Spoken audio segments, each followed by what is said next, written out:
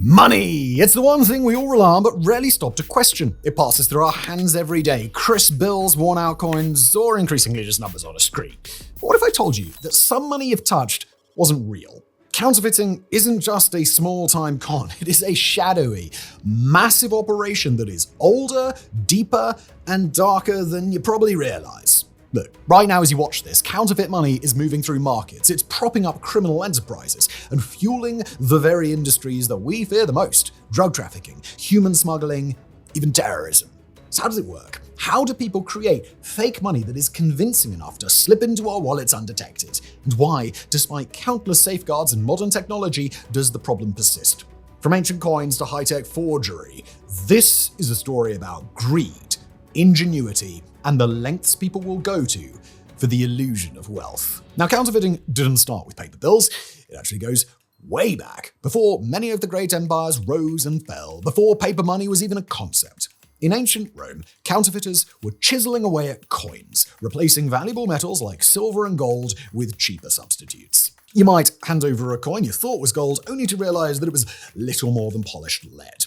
Back then, getting caught meant losing more than your money. You could lose your life. The Roman Empire took counterfeiting as a direct assault on its authority, and punishments were swift and they were brutal. Fast forward to the 17th century, and the world starts seeing paper money.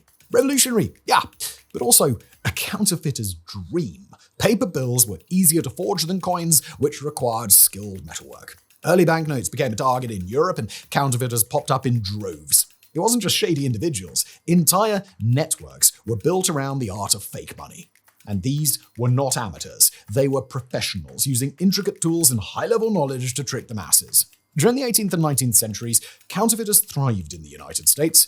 Britain used counterfeit coins to disrupt the fledgling US during the American Revolutionary War. By the Civil War, it was estimated that 1/3 of all money in circulation was actually fake. It got so bad that the US government had to act, and in 1865, they established the Secret Service. And yes, that's the same agency that's currently responsible for protecting the president, and it was initially created to counter counterfeit money. And then there's the story of Operation Bernhard, arguably one of the most audacious counterfeiting schemes in history. During World War II, Nazi Germany devised a plan to destabilize the British economy by flooding it with fake currency, calling it financial blitzkrieg. Using prisoners in concentration camps to forge millions of pounds, the Nazis came mighty close to instigating their grand plan, but D-Day came and went, and it all came crashing down for Hitler and his cronies. What's striking about the history of counterfeiting is just how closely it follows the evolution of money itself. As currencies became more sophisticated, so did the counterfeiters. Each innovation, a watermark, a hologram, a security threat, it was matched by an equally ingenious way to fake it. It's a cat-and-mouse game, played for centuries, with billions of dollars hanging in the balance. And the stakes? They're pretty damn high. Alright, so how do you even begin to fake money? It might sound like an operation requiring a high-tech lab, but not all counterfeiters are criminal masterminds. The tools of the trade can range from advanced printing presses to something as simple as a high-resolution inkjet printer. Counterfeiting money is about replicating three things: materials, design, printing techniques. Genuine banknotes are usually made from a specific blend of cotton and linen. It's not just regular paper. This gives the money its distinct texture and durability. Some countries, like Australia and Canada, have gone a step further, using polymer, a type of plastic that's even harder to replicate. Counterfeiters, on the other hand, often rely on standard paper, which is why fake bills can sometimes feel off when handled. And then there's the design. Modern banknotes are marvels of complexity, featuring tiny details, intricate patterns, and even hidden symbols. Every curve, line, and flourish is there for a reason, often to make the note harder to fake. Counterfeiters spend countless hours studying these designs, trying to recreate them pixel by pixel. And the closer they get, the more convincing their fake bills become. Firstly, we have the printing techniques. Legitimate currency is printed using processes like intaglio printing. This gives money its raised texture. Replicating this at home? Almost impossible. That's why counterfeiters use alternative methods like offset printing or digital printing, which can mimic the look of real money, but rarely its feel. Now, here's where things get interesting. Not all counterfeiters aim for perfection. Some rely on something called passable fakes. These bills are just good enough to fool a quick glance, especially in busy environments like gas stations or nightclubs. The logic is that most people don't stop to scrutinize a $20 bill in dim lighting. And then there's the big league, the organized crime syndicates. These groups pour millions into equipment, hiring experts to replicate everything from holographic strips to UV watermarks. Their operations are massive, churning out fake bills by the pallet. And the scary part is that some of their work is so good that even banknote experts struggle to tell the difference. Over the years, governments and central banks have turned currency design into an arms race, constantly introducing new security features to stay ahead of the counterfeiters. First up, there's watermarks. These are translucent images embedded into the paper, visible only when they're held up to the light. They're incredibly hard to fake because they're part of the paper itself, not something that is printed on top. And then we have the security threads. These are thin metal or plastic strips woven into the note that are often visible under ultraviolet light. These threads can include microprinting, another detail counterfeiters hate. Imagine trying to replicate text so small it's barely visible to the naked eye. Next, we have color shifting inks. Tilt a genuine bill, and you'll notice that the color changes in some areas, like the denomination number. This is achieved using a special type of ink that's nearly impossible to replicate with conventional printing methods. Holographic strips are another big player, shiny, reflective elements that create 3D-like images when viewed from different angles. Modern banknotes also feature microprinting, raised textures, and UV-reactive elements.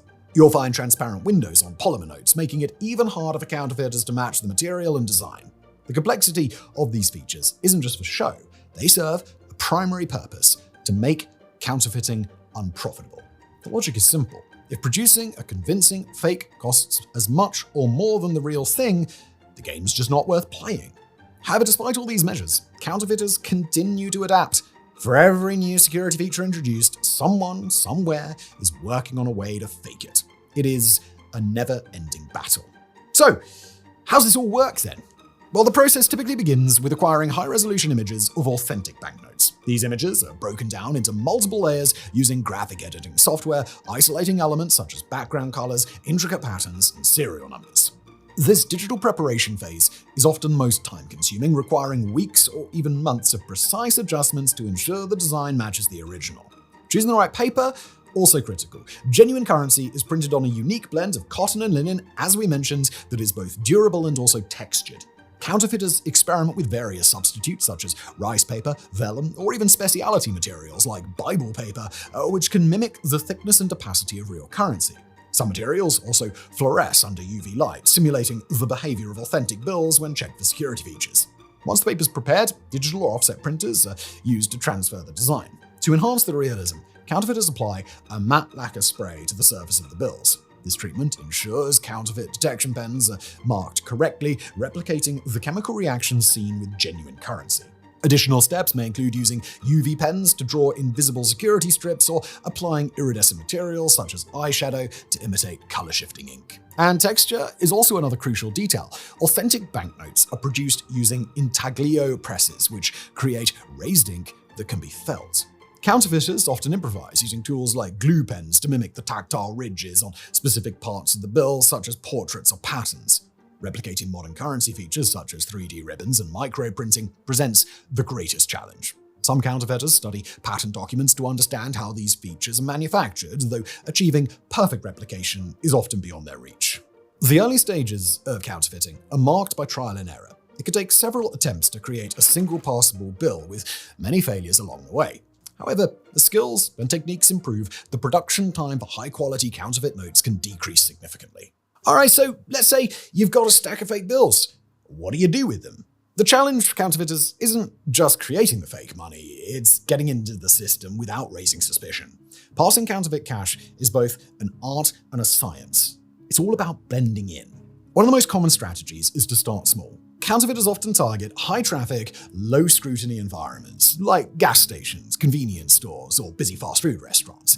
These are places where cashiers are often rushed and less likely to inspect every bill thoroughly. A fake 20 can slip through easily in these settings, especially if the person using it buys a low-cost item to get real cash as change.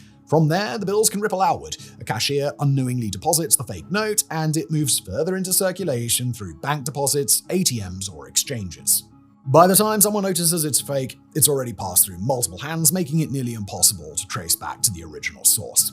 But small-time operations, that's just the tip of the iceberg. Organized crime syndicates take counterfeiting to a whole new level. These groups operate on an industrial scale, producing and distributing fake bills by the thousands. They use intermediaries, low-level operatives known as smurfs, to exchange counterfeit cash for real money through money laundering schemes. These schemes often involve buying goods with fake bills and then reselling those items for legitimate currency, erasing the counterfeiting trail. One particularly audacious example is North Korea's superdollars, counterfeit $100 bills so meticulously crafted that they fooled even seasoned bank employees.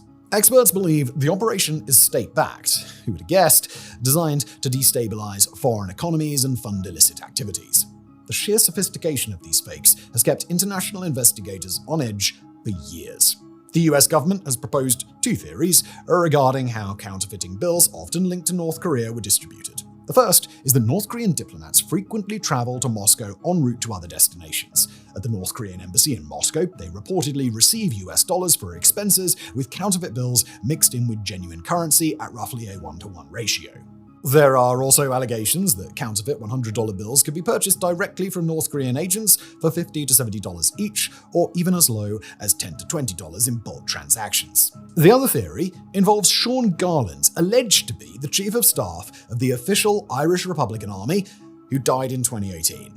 Garland was observed traveling to Moscow and visiting the North Korean embassy with former KGB officers. The US accused him of working with couriers to transport counterfeit bills to Dublin and Birmingham. Once there, the fake notes were exchanged for authentic dollars or British pounds. The alleged scheme, involving international crime networks and transactions worth millions, was exposed following a tip-off.